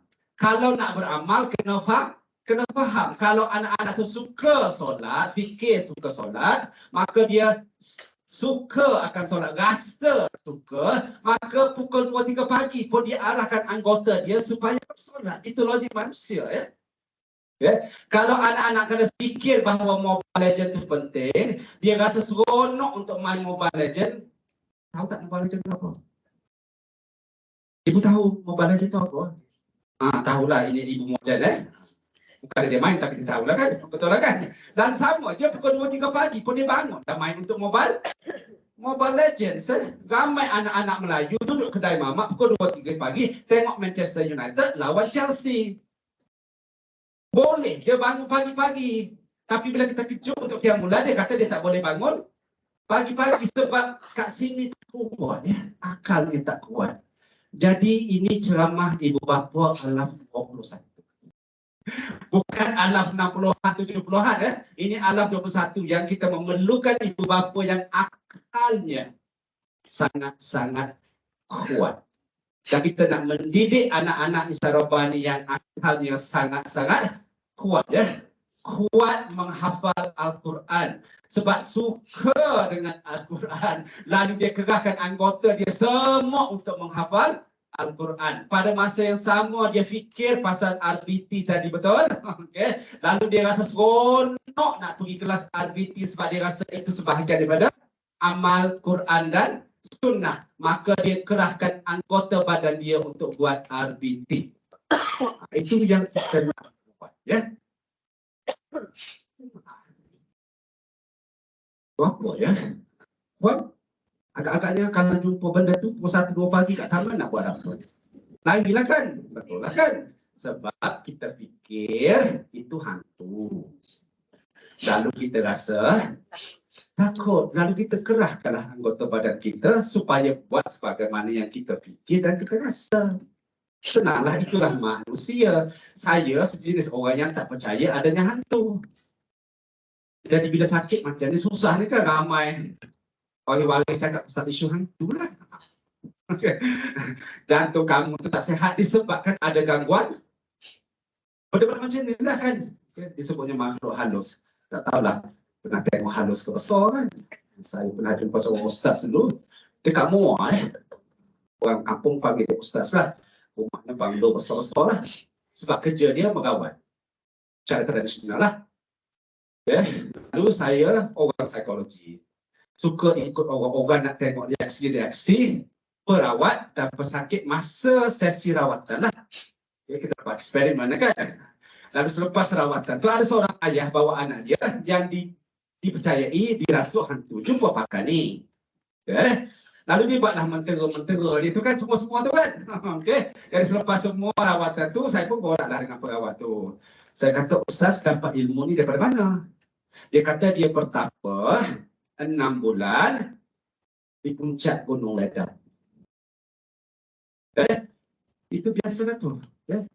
Tak turun-turun. Lepas tu saya pun senyum. Saya pun kata, tak salah Jumaat tu kan. Tapi orang lain tak tengok benda-benda macam tu kan. Sedangkan solat Jumaat tu adalah wajib. Solat berjemaah bagi orang lelaki tu, kalau tak wajib pun mendekati wajib. Sedangkan Rasulullah kata kalau siapa yang orang lelaki tak pergi solat berjemaah tu, kita boleh macam bakar rumah dia ya. Kalau dia degil sangatlah. Jadi kalau bertapa dekat gunung ledang 6 bulan tak turun-turun tu maksudnya dia habis daripada itu. Yang tu bukan Ihsan Rabbani pun apa ya. Okay. Jadi saya susah nak percaya adanya hak ya. Sekiranya malam ni saya jumpa dengan macam ni dan saya rasa alhamdulillah tercapailah KPI hidup saya salah satu. Lalu saya pun fikir seronoklah kan. Lalu saya rasa seronoklah. Lalu saya kerahkan anggota saya mendekati dia. Mungkin bagi salam, Assalamualaikum. Nampak macam bukan penduduk bumi. Ada kata sana ya. Ada TikTok tak lepas ni kan. Jadi itu semuanya. Dia mempengaruhi cara kita berfikir. Okay. Lalu ringkasannya ibu-ibu dan ayah ya. Yang kita nak jaga sangat di sekolah-sekolah Iraq ni dan sekolah-sekolah Islam Muslim. Kita nak jaga akal anak. Ya. Supaya dia sentiasa kuat, sentiasa bersama Quran dan Sunnah, dan kita nak buang elemen-elemen yang banyak sangat sekarang ya, yang dalam bidang counseling, social work dan psikiatri dan psikologi ini banyak sangat yang dikatakan pseudoscience, yang nampak macam Quran dan Sunnah ya, tapi semuanya terkarut. Contohlah nak bagi ada sifu besar kat Malaysia tu yang gunakan alat terapi. Pernah? Benar. Katanya sains ya, boleh merawat manusia menggunakan warna dalam psikologi lah. Katakan tuan-tuan dan puan-puan yang hari ini sebelum datang ceramah, fikir 2-3 jam baju warna apa nak pakai. Ada tak orang macam tu? Tak ada kan? Kalau puan tu dia pakai hitam semua supaya nak matching dia sebenarnya. Dia tak fikir pun pasal lain. Betul lah kan? Kalau orang lelaki seluar ni dah 2 minggu tak basuh tak ada masalah. Betul lah? Betul lah? Jadi warna tu walaupun dia kata sains, dia bukan sains. Dan saya duduk dengan pakar ni, nama dia Datuk ya, tak payah sebut nama lah. Saya kata dalam peringkat sekolah ramainya anak-anak yang ketagih internet. Macam mana nak merawat anak-anak yang ketagih internet menggunakan terapi warna? Cuba cakap. Bila kita nak beramal dekat logo bencana sekolah tadi kan, boleh tak kita kata anak yang ketagih Mobile Legends, dia pakai baju biru hari Rabu, maka terawatlah dia. Ini nonsense ibu dan ayah ya. Kadang-kadang kita spend the whole weekend pergi kursus-kursus macam tu kan. Tak apa-apa pun, buang masa saja. Sedangkan Quran tak baca, hadis pun tak baca. Satu lagi yang baru masuk ke Malaysia tu namanya brain gym. 3 hari training nak dapat sertifikat tu 6,000 bayar. Dia kata kalau kita buat sebahagian daripada movement badan, lalu berlakulah kecemerlangan dalam minda. Contoh, kalau kita duduk macam ni dan kita buat bulatan macam ni 8 kali, lalu memori kita meningkat. Nonsense. Tak ada dalam sunnah yang mengajar nak tingkatkan baca Quran, buat macam ni. Terlalu mudah. Lalu ibu-ibu dan ayah senang je. Psychology is the study of the mind. Faham tak? It's the study of the cognition. It's the study of the thinking. Psychology is not the study of the brain. Jauh beza antara otak dengan akal. Psikologi tak belajar pasal otak ya. Itu kena tanya neurosurgeon. Orang yang bedah otak. Kita ada kena mengenal dengan psikologi. Psikologi is the study of the mind. Mind itu sangat besar ya. Berbanding dengan otak. Sebab binatang pun ada otak. Okay, kita ni ada akal. Sebab itulah dalam pendidikan, dia cuma ada satu je, kemahiran berfikir atas diri. Dia tak ada kemahiran merasa atas diri. Dia tak ada kemahiran berbuat atas diri. Dia cuma ada kemahiran berfikir sahaja. Bila anak berfikir tinggi, dia automatically rasa tinggi dan dia buat tinggi. Itu maksudnya ya. Okay, dan ini cikgu semua dah tahulah. Jadi soalan-soalan yang anak-anak kita dapat tu ada gabungan-gabungan benda-benda yang macam ni supaya meningkat kemahiran berfikir atas diri. Jelas kan? Okay. Itu sesi yang mudah-mudah sekali. Faham apa sekolah nak buat, apa tools yang sekolah nak guna. Tools yang paling penting tu akal dia. Ibu-ibu dan ayah-ayah, anak-anak kecil ni, alhamdulillah, biasanya fitrahnya sangat-sangat okey lagi. Ya. Kita seronok kita dapat anak-anak tahun 1 ya, walaupun dia huha-huha dalam kelas tu berbanding anak yang pindah balik tu sekolah menengah tu kan. Okay. Kita lebih seronok dapat anak yang kecil ni sebab dia lebih dekat dengan fitrah dan senang kita nak jaga mindanya tadi. Jadi bila anak tu masuk sekolah, kita nak jaga minda dan nak buat apa benda kita nak buat, kita ada proses yang kita namakan tarbiyah. Dalam konteks kami nak menghasilkan anak seimbang tu, toolsnya, alatnya kami panggil tarbiyah. Okay, bagi ibu bapa yang baru, ini mungkin konsep yang agak baru. Maklimah semua dah tahu lah ya. Okay. Dari segi bahasanya, tarbiyah tu datang daripada perkataan roh dan ba yang bermaksud berkembang, bertambah, meningkat, berubah. Kita pergi bank, kita jumpa perkataan riba. Dia datang daripada kata dasar yang sama ya, roh dan ba macam tarbiyah tadi. Cuma dia merujuk pada duit yang meningkat, duit yang bertambah, duit yang berkembang ya. Dari sekolah-sekolah manusia Muslim kita panggil murabbi. Datang daripada kata dasar yang sama roh dan ba, merujuk pada orang yang dah bertambah, orang dah berkembang, orang dah meningkat lah. Jadi anak-anak kita yang masuk sekolah tu kita nak jadikan dia murabbi ya, orang yang sentiasa meningkat, orang yang sentiasa berkembang, Quran dan Sunnah. Dari segi syariatnya, ini segi bahasanya, ini segi syariatnya dalam konteks ikram Muslim. Tarbiyah itu adalah perkembangan, peningkatan dan perubahan dari segi akal dia. Kalau akal dia terbentuk, insya-Allah emosi dia terjaga, kuranglah kesihatan mental tadi, dan anggota dia terkawal. Lalu tarbiyah hira itu adalah tarbiyah manusia yang kita seronok ya. Maksudnya dia selari dekat situ, dia seimbang dekat situ. Walaupun cabarannya sangat tinggi, tapi itulah yang kita nak buat di peringkat sekolah. Maka anak-anak ni dia akan mula kenal perkataan-perkataan yang macam ni. Mabit tu malam, bangunkan amal dan takwa. Kurang lah ya. Okay. Daurah tu anak-anak dikumpulkan dalam satu dewan untuk bincangkan tajuk-tajuk lebih berfokus tapi jauh lebih panjang ya. Okay. Sama juga kalau sekolah menengah, biasalah daurah dan nak buat isu-isu ikhtilat, macam mana nak jaga ikhtilat, dia agak panjang sebab anak-anak ni mungkin banyak soalan-soalan yang nak ditanya.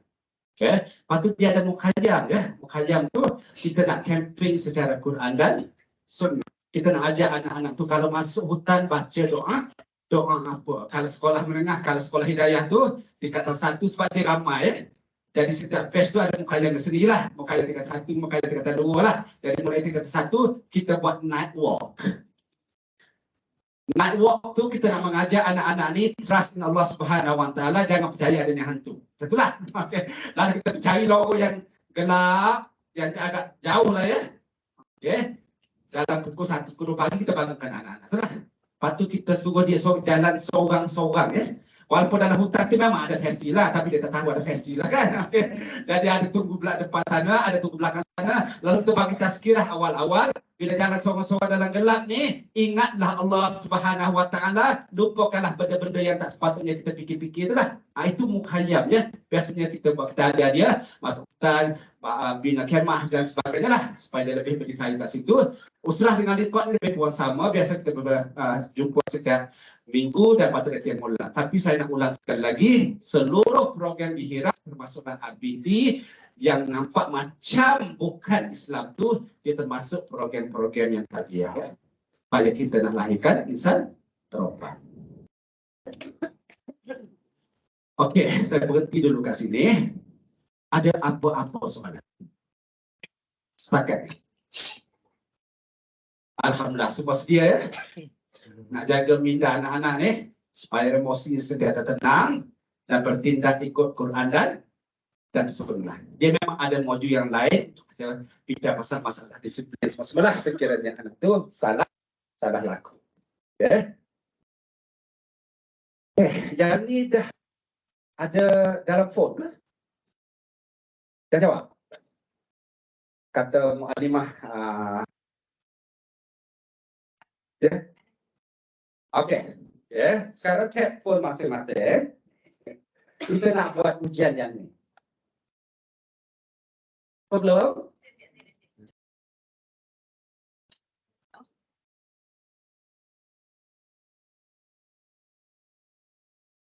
Inilah yang namanya yang menarik dulu kan, tapi kita tulis. Jadi kita nak kurangkan kertas, kita gunakan teknologi. Dah jumpa?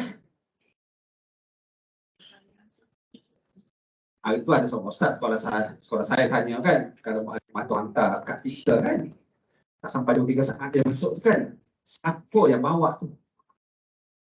Apa yang bawa mesej tu masuk orang kita tu? Ada budak cakap, ciri dia aku bawa. Wallah alam saya tahulah apa yang bawa kan.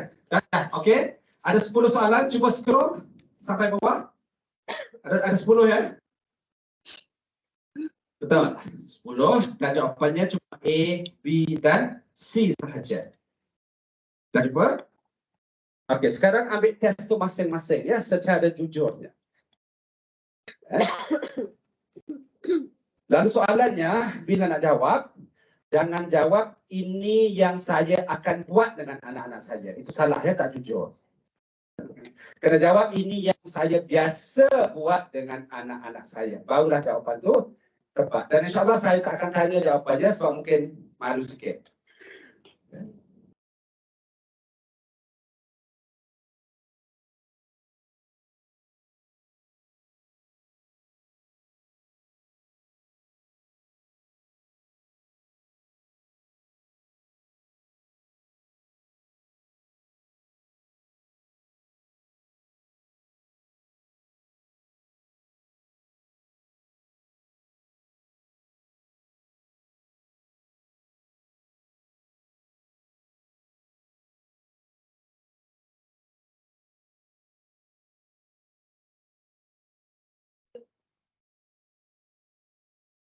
Sekiranya ada situasi yang mak ayah belum lalui, boleh andaikan sekiranya saya lalui situasi yang disebut dalam 1 sampai 10 tadi, apa yang biasanya saya akan buat.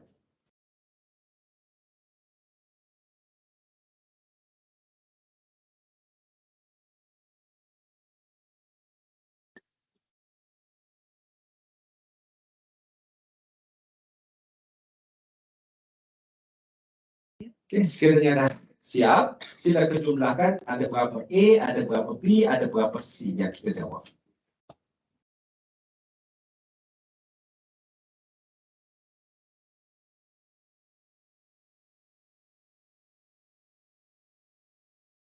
Alhamdulillah, tak ada mak ayah dan pornografi ya. Walaupun ada masa sejawab tadi kan.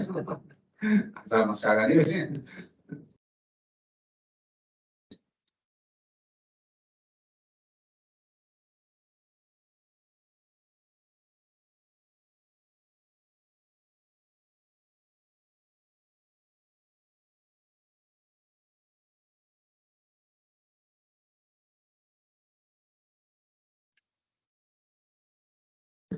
Questionnaire itu boleh jawab tak?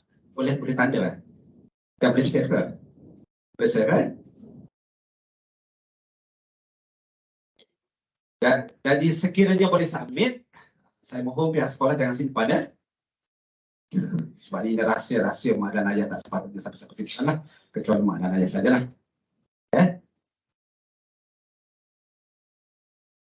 Jadi bila kita dengar psikometrik, ini contoh psikometrik ya. Jadi dalam psikologi itu dia guna psikometrik, benda-benda macam lah. Untuk mengukurkan doktor tu dia guna X-ray lah, dia guna apalah.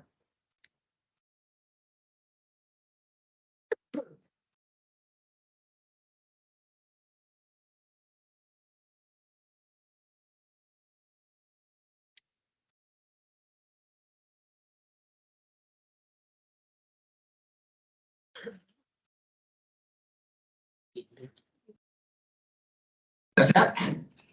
Semua dah siap? Belum lagi ada. Kita menghormati slow learners ya. Itu sebahagian daripada fitrah yang Allah bagi.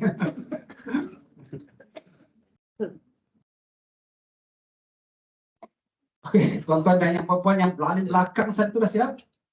Dah. Dah. Okey.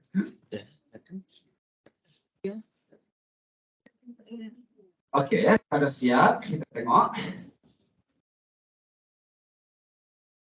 Kalau ibu-ibu dan ayah-ayah yang jawapannya C ya.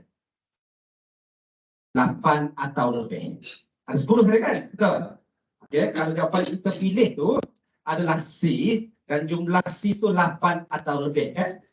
Itu maksudnya daripada 10 tadi lah. 80% lah ya.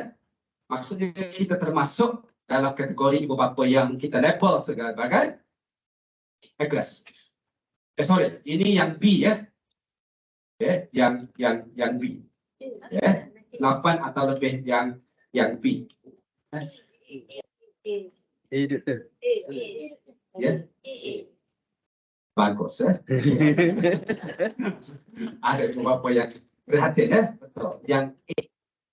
Jelas ya? 8 atau lebih yang A. Dalam keluarga macam ni, tanya sebab disiplin pengawasan yang ketat. Dalam keluarga macam ni biasanya dah ada jadual ya. Nak bangun pukul berapa, makan pukul berapa, tandas pukul berapa, semua dah itulah. Dan anak memang dah tahulah dia kena buat certain benda lah. Okay. Dan ibu bapa memang jaga betul-betul peraturan ni supaya anak-anaknya menjadi anak-anak yang baik dan patuh. Okay.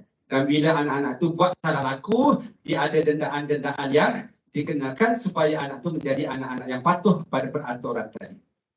Kebaikan macam ni kita akan tengok anak-anak kat sekolah ya. Memang anak-anak ni memang sangat-sangat baiklah. Jadi waktu rehat dia pergi rehat masa sains dia buka buku sains semua dah tak sungguh tu sebab dia dah dilatih lah. Keburukannya bila anak ni besar dia susah untuk buat keputusan sendiri ya. Sebab dalam keluarga macam ni bila anak tu bertanya, kenapa mak kena bangun 5:30? Mak akan cakap sebab aku yang cakap. Lalu anak-anak itu tak bertanya kenapa sedangkan banyak disiplin tadi memerlukan saya cakap tadi mindanya.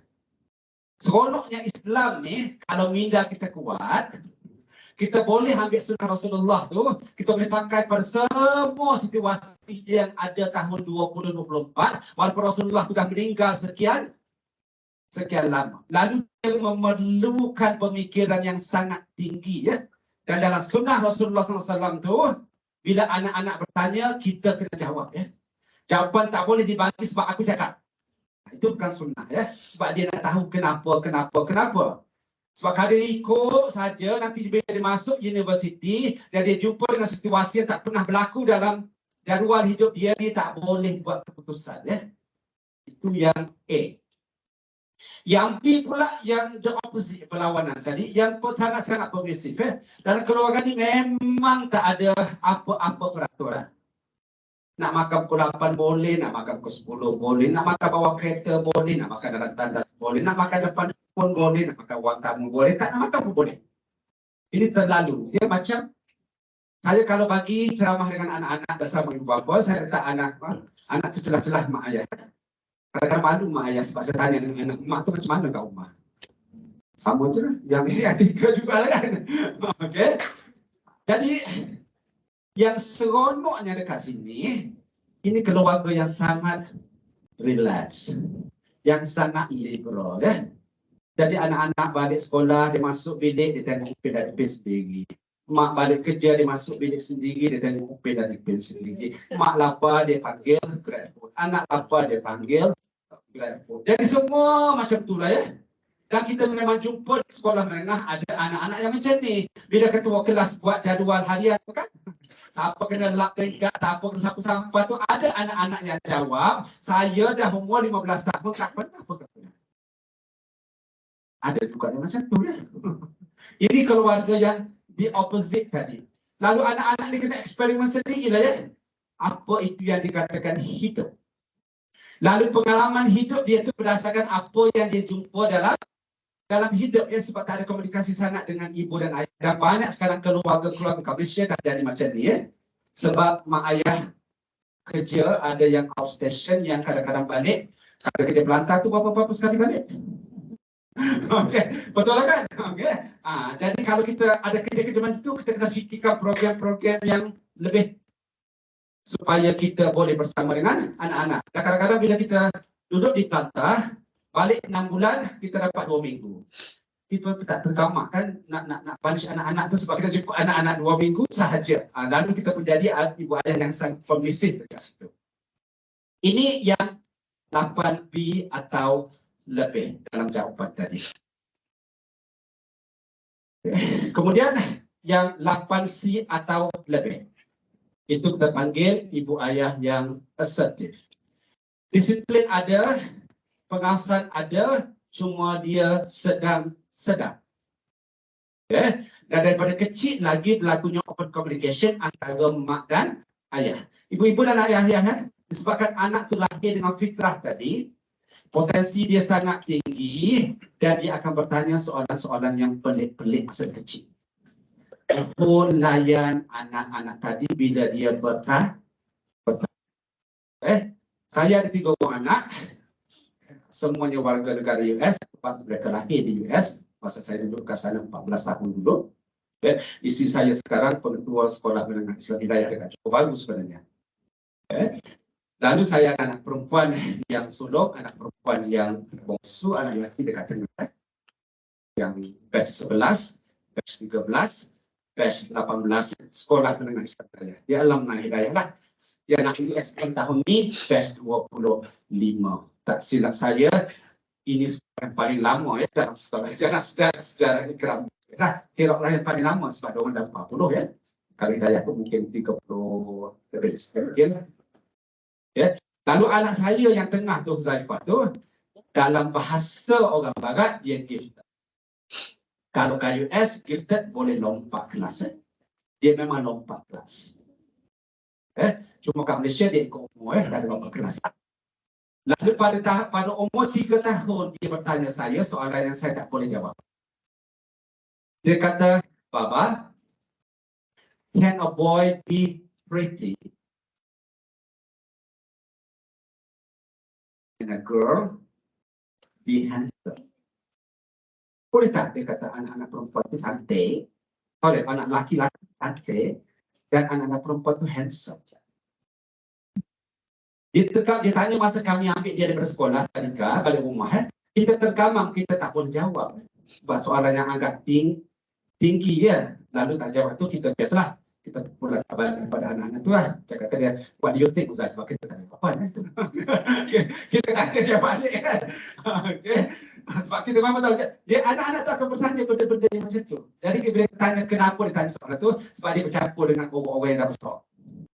Masa lunch dekat sekolah tadi lah. Lalu dia curious nak tanya, lalu dia tanya.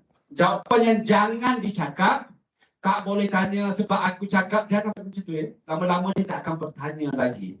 Dan ditakuti kalau dia tak tanya kita, dia tanya siapa nanti? Dia tanya Mr. Nancy dekat TikTok. Faham? Sekarang kan boleh tanya yang robot tu kan? Dia masuk, kalau kita jangan tanya robot tu kan. Dan robot tu semua adalah buatan orang barat, standard orang barat ya, yang tak kena dengan Quran dan sunnah. Lalu kita santunin dia. Lalu mendidik anak-anak macam ni memang susah. Okay. Mualimah daripada sekolah, guru besar telefon. Tuan, baru datang sekolah sebab anak tuan tadi cuba membunuh saya, katalah. Kita pun duduk sebelah guru besar kan. Jadilah berlakulah perbualan semua kan. Jadi dia penat ya. Benda-benda macam ni. Lepas kita balik rumah, kita tanya lagi, kita kena buat pemulihan lagi. Jadi dia memang penat. Tapi itulah yang dikatakan parenting tadi. Itulah yang dikatakan membina fitrah tadi. Karena sekolah-sekolah hirap ni kadang-kadang malam-malam kena datang, betul?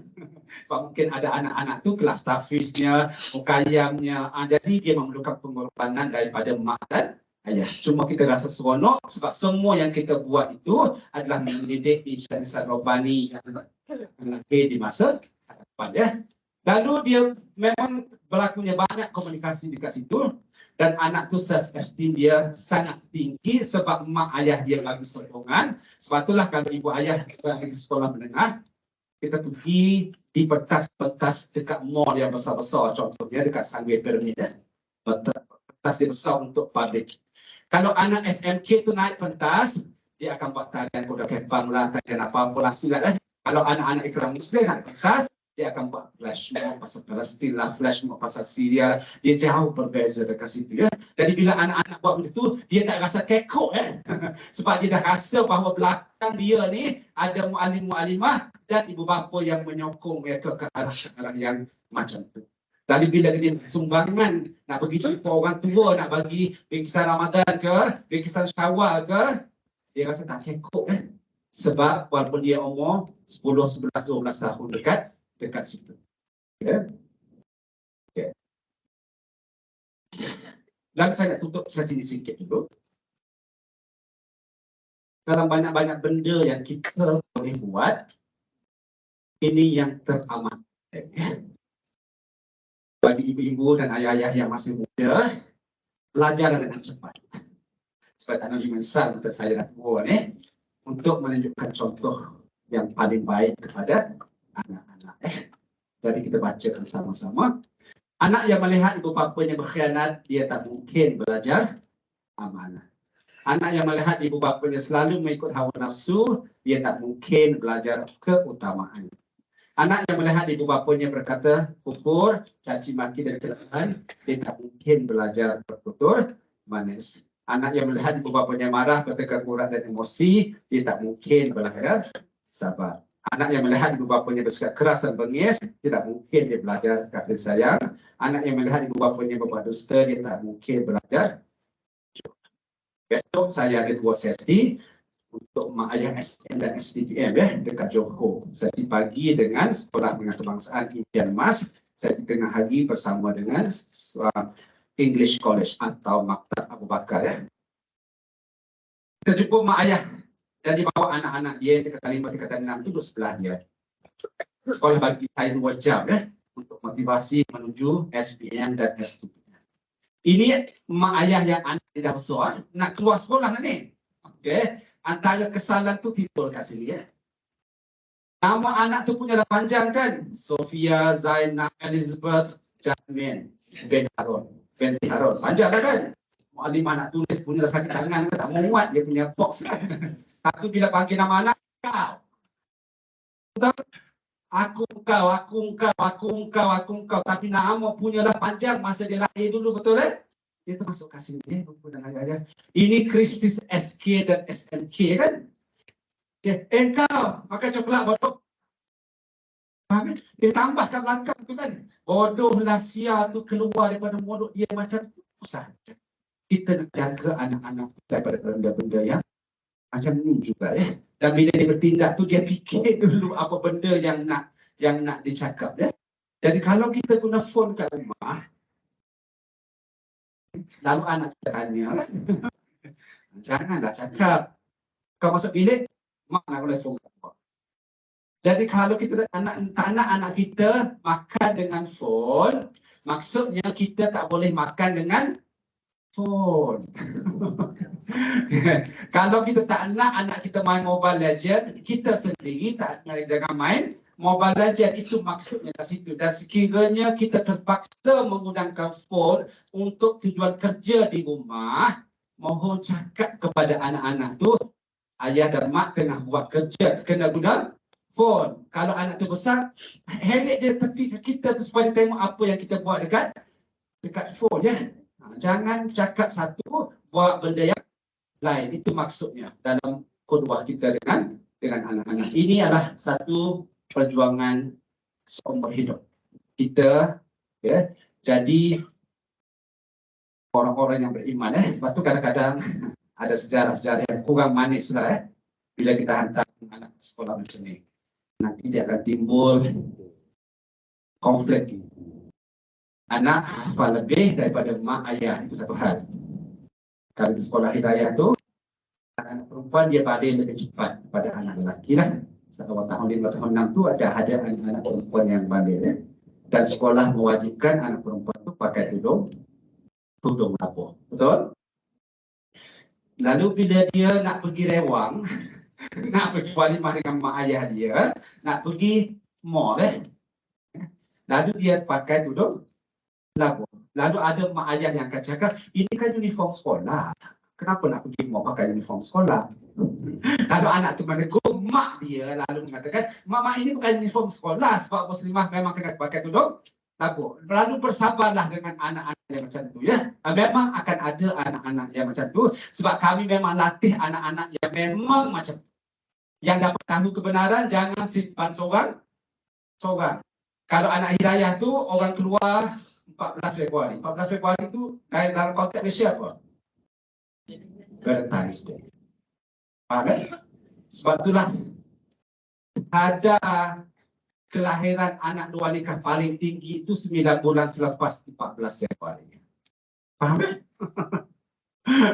Sebab masa 14 Januari ramai couple keluar merayakan hari Valentine's lah. Jadi anak-anak hidayah pun keluar juga. Tapi dia buat apa? Dia beramar ma'ruf nahi munkar. Dia pergi keluar jumpa couple-couple tu dengan cara sopan, berpesan jangan sambung apa yang mereka tengah buat dating ke borak ke benda-benda itulah. Dan mereka tak rasa pelik ya buat benda-benda yang macam ni. Lalu anak-anak tu mungkin dalam tahun 5 tahun 6 tahun dia mula merubah dalam rumah tangga kita.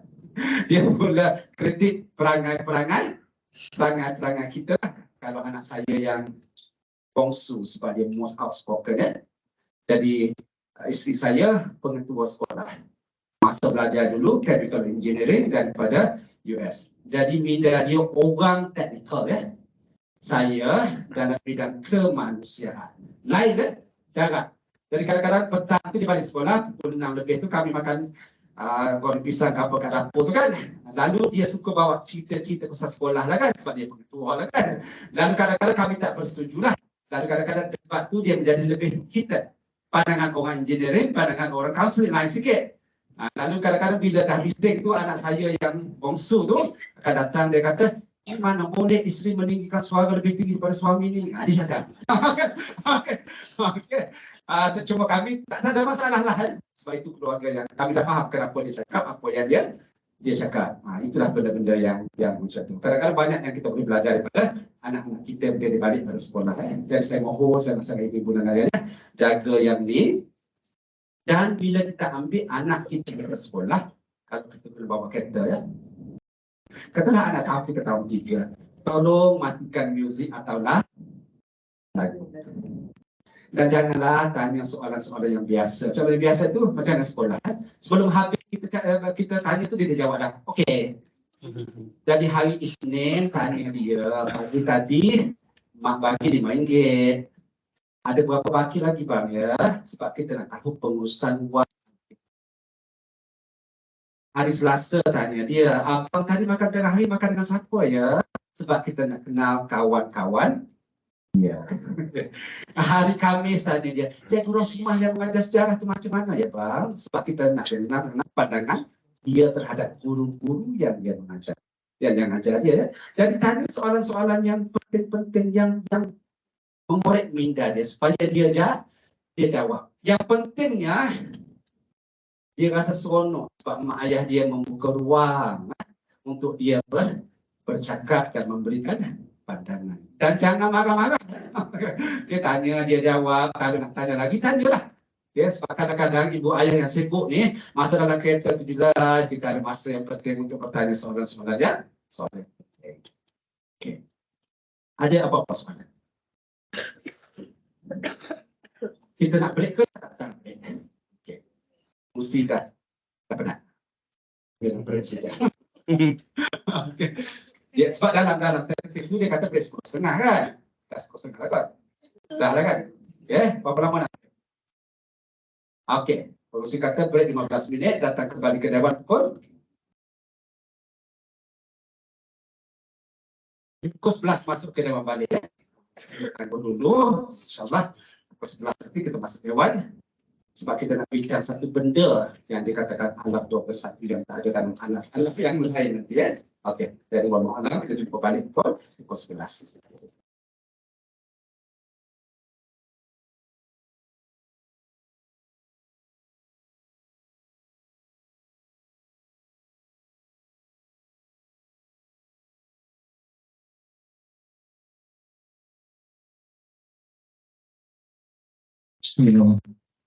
Hadirin yang dihormati sekalian, kita akan seketika untuk memberi laluan untuk berehat, insyaAllah. InsyaAllah kita akan rehat lebih kurang 15 minit.